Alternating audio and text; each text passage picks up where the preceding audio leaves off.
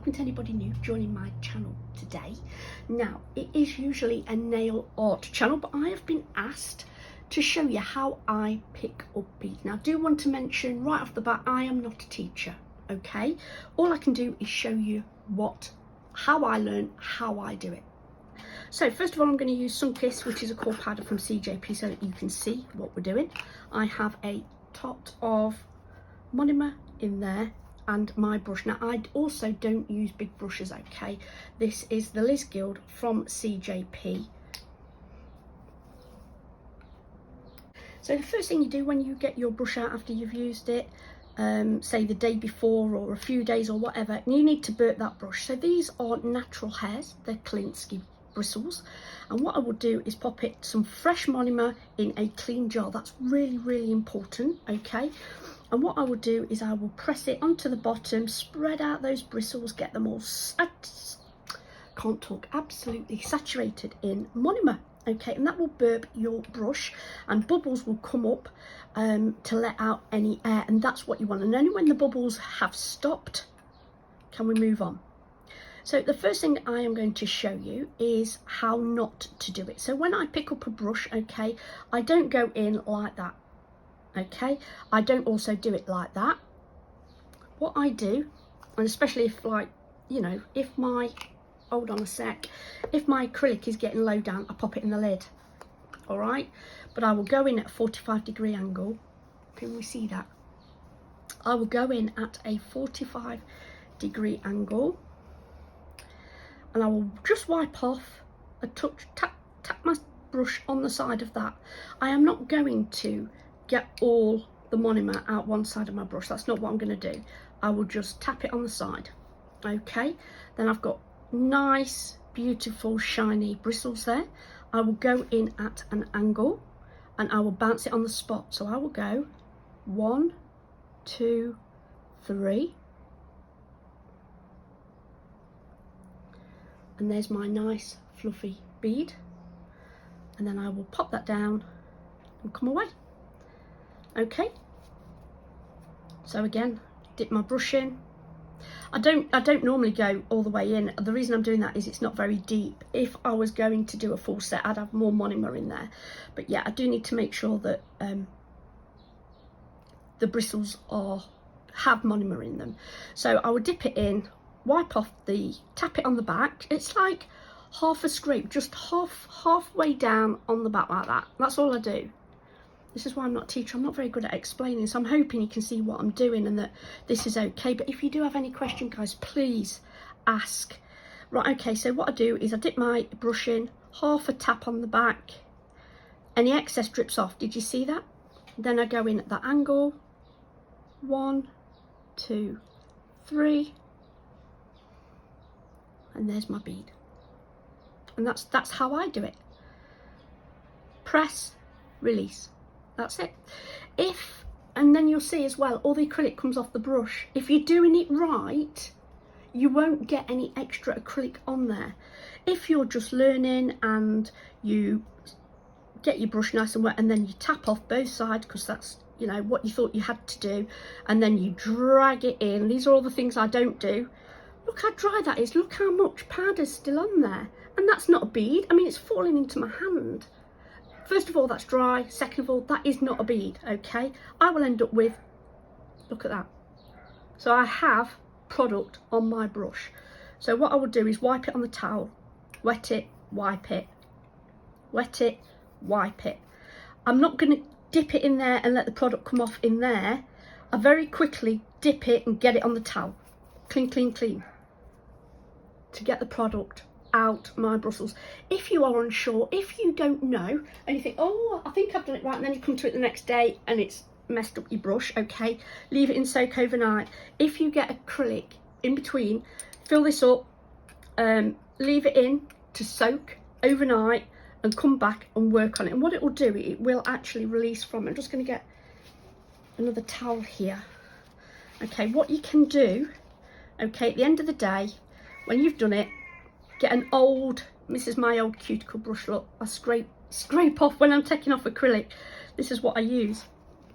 And very gently, you don't want to ruin the brushes, but just part them, have a look. have a look and make sure there's nothing in there. Unless you've got gloves on. If I had gloves on, you could, you know, fan it out and have a look. But this is just another way to do it so that you can check there's nothing in between there. And if there is, very gently just scrape it down. So if I'd left that in soak overnight, this is how I would get it out. I'd have a fresh piece of tissue and I'd be pushing that acrylic out of my bristles gently. I'm not going to ruin my 20-30 pound brush. Okay, and then just to get the shape back. And it's very important as well, this is another thing, let me show you. Bring me nasty towel back. This towel, right, I set up to do it. Pop me a little bit of monomer in, put my brush in, wasn't watching what I was doing and knocked it flying, it went all over me. So this is the towel that I use to mop it up off my desk. Right, okay, so I've at night and I've completely finished a set that I'm doing, okay, and I want to make sure that I'm storing it right for the night. What I will do is I will clean monomer, always clean monomer. This is why I have multiple little dishes, okay. There's another one, there's another one, and there's another one there, but it's got liquid in it. I've put some washing up liquid for bubbles, but yeah, I keep them so that I can put a tot of clean monomer in to clean my brush. I'll only use one of these for working with, and then one I will empty it, whatever's left. When I've finished a set, I will empty that, I will clean out that and use another little jar, put a bit of monomer in, and I will clean my brush, reshape it, make sure it's got clean monomer in. Don't put it to bed with dirty monomer. And this is what I do, okay. If it's a round brush, you can roll it, and if it's a crimped brush, okay, you will get it a V like that if you do what I've just done, if you roll it, because it's not meant to go like that, it's meant to be flat, okay. That's why it's crimped. So that's what I do, like that. And then I have a lid. I like my brushes with lids, and this is how I put it to bed at night. I will put it in there, and I have one of these from Glitter Planet, and it's magnetic, so it sticks to my trolley, and that's how I store it. I store it like that, so it's vertical. Sorry, I'm not being careful. I put it into shape, it's got clean monomer in it, and I pop the lid on, okay.